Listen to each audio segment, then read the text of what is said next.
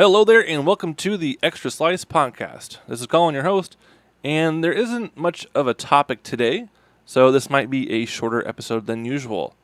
But first thing on the docket I want to get through is the video games coming out this week. And there's a big list. All right, I'm going to just read them off. We have Beasts of Reincarnation, Big Walk, Fields of Mystria, Gunstoppable, Marvel Tokon, Fighting Souls, Lies of Pi Complete Edition, Cappy Castaway, Akatori, Restory, Chill Electronics Repairs, Montabi, and Dolok Town. And there's probably a bunch more that I have missed, but those are the ones I saw online. And only two of those actually stand out to me. First is Beast of Reincarnation. And the main reason I care about that is because it is made by Game Freak. And they're the same people who make Pokemon games. Right? So if you know modern Pokemon, they don't look the best. They get a lot of flack. They have a lot of issues of not looking very good. But this new game, Beast of Reincarnation, looks visually good. It looks visually appealing. All right, this new game that they're making looks really good, but it isn't on any Nintendo consoles. So maybe that's why it looks pretty good. I don't know much about the game, but I know it's nothing like Pokemon. I think I could be wrong. It looks more like an action RPG, and I'm not going to get this game yet. I'll probably wait till it goes on sale. I'm not sure what the price is, but it looks visually good, but I'm not intrigued just yet. But the other game on this list that is standing out to me is Marvel Tokon Fighting. Did I put Spirits? Fighting Souls. I typed out Fighting Spirits. It's Fighting Souls. Marvel Tokon Fighting Souls. But this is a fighting game made by Arc System Works or ArcSys. And the only other game I know that they've made is Dragon Ball FighterZ, because that's the only one I've ever played by them. And so I believe they specialize in making team fighters where you can switch out between characters that are on your team. But from my experience, Dragon Ball FighterZ or FighterZ is extremely fun, even though I suck at it. I'm not very good. I'm not good when it comes to fast-paced fighting, and these fighting games are all about fast-paced decision-making. However, I think I might get this game day one, because it does look pretty fun. It looks really fun, actually. FighterZ, the Dragon Ball fighting game, was fun. And it also had Dragon Ball characters. It was fun besides that. It was fun on its own, plus it had Dragon Ball characters. This game looks fun, and it has Marvel characters. So I'm enticed by how fun it looks, and because it's a Marvel game. So on both fronts, it's appealing to me. Another thing that might interest a lot of people is that this game, Marvel Tokon, is cross-play between PlayStation and PC. So everyone can play together online. I don't believe there's an Xbox version coming out. It's just for PlayStation and PC. So if you have an Xbox, sorry. If you have Nintendo, sorry. So those are the only real two games that are standing out to me that come out this week. In fact, Beast of Reincarnation is out today, August 4th. And Marvel Tokon releases on, I believe, Thursday, August 6th. Now, what video games have I been playing recently? Only two, mainly one. One stands out to mind, and that is Splatoon Raiders. I talked about this last week. I was still in the heat of playing it. At the time of last week's episode, I did not finish it. But this past weekend I did. So I've been playing Splatoon Raiders since it was released, and I completed the main story a few days ago. Overall, this game is very fun. It's repetitive. It's got a repetitive loop aspect where you just repeat levels and customize over and over again, and it's addicting. This has been said by almost everyone who's played the game. If you've seen a review, everyone's saying it's addicting, it's repetitive, it's a looter shooter, it's very fun. And it's true, this game is very addictive. But after completing the main game, there is a long post-game. I mean a long one. It's a long post-game. I don't want to spoil it, so I'll be very vague. It's a long post-game. The post-game can go on forever, but it has a high level bar. So you have to get a high level to keep going. So if you don't grind or level up, it gets really tough. And I tried doing it. I got through a few levels. But it is really tough. Like, it is hard to do. I'm not joking. All right. I was almost getting discouraged because of all the new spicy raids were really difficult for me. I kept failing over and over again. I kept failing. Each raid I tried, I kept failing. And I didn't want to play anymore. It was that discouraging. I was able to not coast through the main game, but you can pretty much coast through it. But the post game, it is tough. And I was getting discouraged. Like, I didn't want to play it anymore. Like, I thought, I'm done. I don't want to play Splatoon Raiders. I've tapped out. I mean, I've had my fill. I'm done. But I wanted to take a break. so I went to play a different game, and that is Pokemon Violet. Now, I haven't played Pokemon Violet in a few years, I'm pretty sure. All right, but now I can play it on my Switch 2.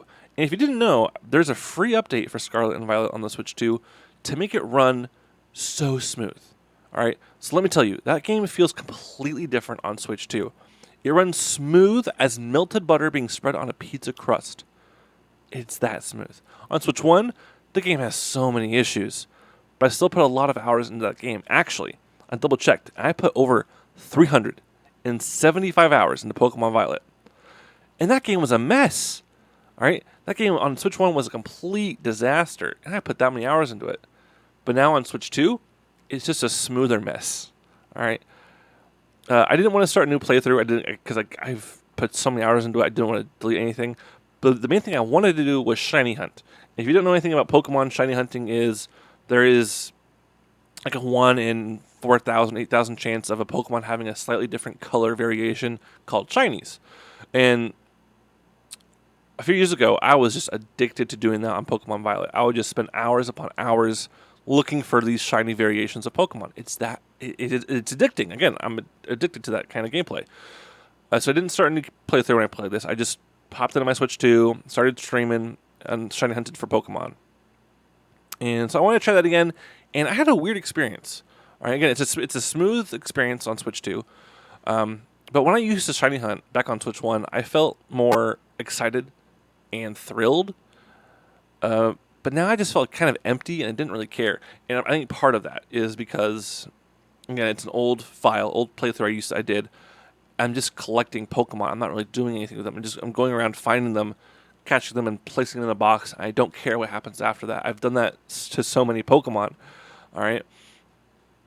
And again, that might be because I'm not going back to playing with those Pokemon. They're just trapped in a box forever. And so I think if I decided to do like a new playthrough on a different file, I might get more excited that way. So when Winds and Waves comes out, I'll be more excited to shiny hunt again. But yeah, on Pokemon Violet, I didn't feel the same as it used to be. I didn't have that same satisfaction, I guess.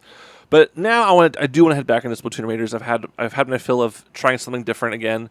All right, I want to go back. I'll play it at least a little bit longer. I'm not sure how long I'll spend on the post game. I don't think I'm gonna finish the post game, but I am opening to try to see how far I can get because it is a fun game. I do want to spend more hours into it. I think I've put over 30 hours into that game so far. It's really fun. It's a fun game. But those are the two main games I've been playing this past week, and now I want to kind of switch over topics to not video games, but to a movie. And I know this isn't a video game. Again, it's not. But I really want to talk about this movie with somebody, and that is Spider-Man Brand New Day. Last week, this new movie came out, and I was able to see it twice, actually. Once in Dolby on opening day, and once in 3D a few days later. And to be honest, the 3D was okay for this movie. It didn't really do much. I mean, there's some scenes that looked visually appealing, but overall, it wasn't really made for 3D. I think it was kind of like a post edition in 3D, post-edit, I think is what you might call it. But the movie itself, though, I thought was very good. It's a very good movie. I made a Spider-Man movie ranking last week, and I believe I placed Brand New Day in S tier. I could be wrong. But after watching it again, I would probably keep it in S tier. And honestly, to be honest, I wish I could put all of the Spider-Man movies in S tier. They mean so much to me. I think they're all that good to be in S tier, to be honest. But I wanted to kind of spread them out a little bit, but I believe Brand New Day is an S tier movie. It was not perfect. I'll grant you, it's not a perfect movie, and there were some things I wish the movie did differently. But there's some stuff I listened to behind the scenes from Tom Holland and some other people, and I understand why they didn't do some of the stuff they wanted to do. Like for example, I really wanted Man Spider to be in this film. And if you don't know, that's when Peter he's mutating and he starts to grow like extra arms. And at first, okay, that's crazy enough. But then he goes even further to be more arachnid. Like he's a monster, pretty much. And this movie kind of alludes to him turning into a monster, but you don't see it visually in that aspect. He's not turning into a spider monster. It's just his decisions are monster-like. So that's how I really wanted that to be in the movie. And apparently there were talks to have this in the movie. Like they wanted this. but they decided against it because they thought it might be too scary for younger audiences, and I totally get that. However, in the 90s animated show, they had an arc specifically about this. All right, Spider-Man, as he's mutating, he's trying to figure out what's going on. He goes to see the X-Men to figure out what to do, and he keeps evolving, or keeps mutating into this monster. And Punisher's there to stop him, and Kraven's. Oh my gosh, it's such a good storyline in the show. So I thought it would have been great for the movie. It's a 90s kids show. Why can't they show this in the movie? I digress. But to add to that, I feel like if they did that, it would have made Spider-Man the main villain or the main antagonist of the movie, and I would have loved that. All right, and sadly, I don't know if they'll ever be able to go back to this now, since I don't think they want to do like a repeat of him mutating again in the next film. It's it's kind of repeating, so I don't think they'll ever do that, which is kind of a bummer. But that's like not an issue. It's my biggest desire, I guess, was that, but it's okay. The cast of characters in this film was very good. But I think my problem is that I am so used to having a main Spider-Man villain be the central antagonist. And this one didn't really have... There's an antagonist, but this one didn't have that. Like, for example, we've had Green Goblin in the first movie. Doc Ock. Venom. Sandman. Lizard. Electro. Green Goblin again. Vulture. Mysterio. And then Green Goblin plus all the other ones back in No Way Home. All right? Those are all Spider-Man villains as antagonists. This movie has an antagonist, don't get me wrong, but they're not a villain, all right? The reasoning behind their choices, like why they're, being the antagonist, I get that. I completely understand that. I think it's very good. And I understand what they're doing. It's just I guess I'm so used to having a Spider-Man villain be the villain. So I think it's interesting the take they did. I thought it was very cool. I hope in the next movie they actually go back to having a Spider-Man villain, but still really good. Without spoilers, though, I really liked VMAX. I don't want to say too much. I thought VMAX was great. That's all I'm going to say. I really enjoyed the street level feeling that this movie had. And I know the creators set out to do that. They wanted to make this movie street level. They did not want to have a multiverse aspect, and I appreciate that. I love the multiverse stuff. We need a break from it. All right, street level is perfect.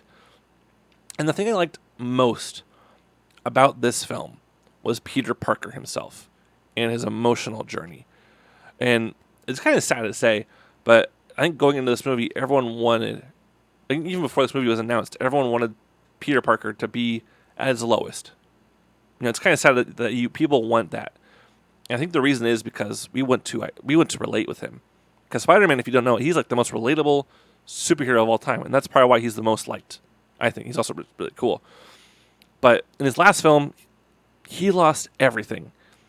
And so he starts this movie completely alone, and I felt like I could relate with him. All right, this movie takes place 4 years after No Way Home. So they show us what Peter goes through during that time. And there were a few scenes where they would show Peter looking at social media of stories of Ned and MJ on his phone for product placement a little bit. And it just showed how isolated from his friends he was. And I felt that. Like, I really felt that. And I feel like I am that. And this is definitely a derailing here, but I feel like I am in the same boat as Peter was for this movie. You're not a superhero, but I feel completely alone sometimes. And that is mostly my fault, just like it's Peter's. Because of my job, because of being Spider-Man, I don't make much time for myself. And because of that, I don't spend time with my friends as much as I used to. In Peter's shoes, all his friends forgot him, so he's kind of alone. But he's spending so much more time as Spider-Man. And I'm in the same boat because I feel like I've been spending so much time focused on my job or not spending time with myself and my friends, on myself and with my friends, So then, same with Peter, when I see my friends having a good time on social media, I just feel more alone. And Peter in this movie has gone Spider-Man full time, and it shows how that has impacted his life. And I've done the same, and because of that, I feel so alone. And Peter learns or relearns that he can't keep going alone, and he does make some new friends by the end of the movie. And he learns to balance his life, and that is something I hope a lot of people can take away from this movie. I hope I can take away that from this movie, is that to learn how to balance my life. All right? Again, I hope I can do the same and make more time for myself and for my friends. And now this next thing I want to talk about is not something I've done on an episode from here before, but it's something I hope I can do from here on out. All right? I've already rambled on about feeling lonely while talking about Spider-Man, but I want to relate that to the Bible. And a verse that sticks out to me about loneliness is Psalm 34, verse 18. It says this: "The Lord is close to the brokenhearted and saves those who are crushed in spirit." Very short verse. So if you're like me and like Peter and you feel alone, take heart. If you're feeling loneliness, take heart. God is close to us and is here for us. So even if you feel completely alone, like no one is there for you, because I feel that all the time. I feel like completely alone all the time, and that there's no one there for me. That's not true. All right, God is always there for us. He is there, especially when we are hurting. All right, you can't see him, but he is there with us in spirit. When you're hurting, that could be loneliness, or it could be something else that you may be struggling with. All right, God wants to be there for us. And the author David was struggling with something very similar when he wrote this verse, this whole letter, when he wrote Psalms, the book of Psalms. So if you're feeling like this life is hard to go, if you're feeling like life is hard to go on, I get that, but God is there for you. All right, and also there are others who will also be there for you if you need them. All right, so don't give in to loneliness, and never believe that you are completely alone. God is here for us, and he loves you very much. That is about everything I wanted to talk about for this week. Again, it's hard to go back to talking about video games and stuff, but Marvel Tokon, fighting souls, I almost said spirits again. It could be both. I forgot which one. I'll probably begin that day one. I will try to stream that game. It looks pretty fun. I'm going to be very terrible at it, but it looks really fun. All right. Thank you so much for tuning in to the Extra Slice podcast. Have you played Splatoon Raiders yet? If you haven't, I highly recommend it, even if the post-game can feel a bit grindy. Also, go watch Spider-Man Brand New Day in theaters. Please support it. I know it's doing very well. It's doing very well in the box office, but still, it's really good to support movies in theaters. So if you have a chance, go see Spider-Man Brand New Day in theaters. It is really good. All right. And thank you so much for listening to the Extra Slice podcast. We will see you next week.